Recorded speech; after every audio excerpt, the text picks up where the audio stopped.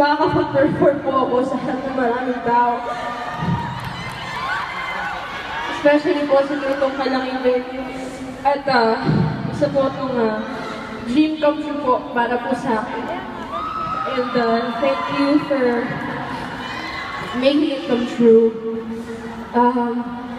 Ayun po, hindi ko na po alam kung gaano po ako grateful at blessed na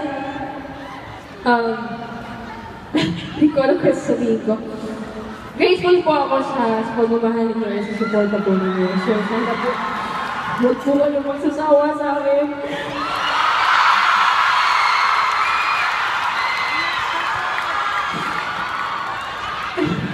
Alam ko po na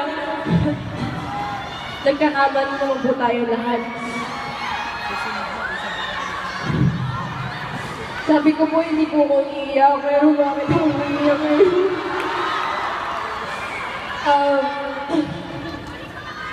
Alam ko po na marami po nagsasabi at humuhusga. Hindi na po na ako nakikipagkompetensi sa iba. Gusto ko na naman po kumanta. Gusto ko na naman po sa maraming tao.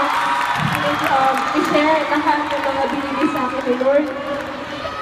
At ito po ang paraan ko para po mapasaya po kayo lahat. At gagawin ko po, magpaparaya po ko kahit kasiyahan ko ibibigay ko po sa inyo lahat.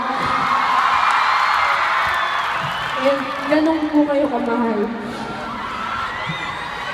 So sana po, huwag na huwag po kayong magsawa.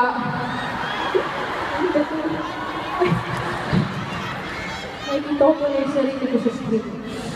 Anyway, masyado ng madrama. Siyempre, gusto ko po i-acknowledge, of course, nandito rin po, Miss Empress Shock.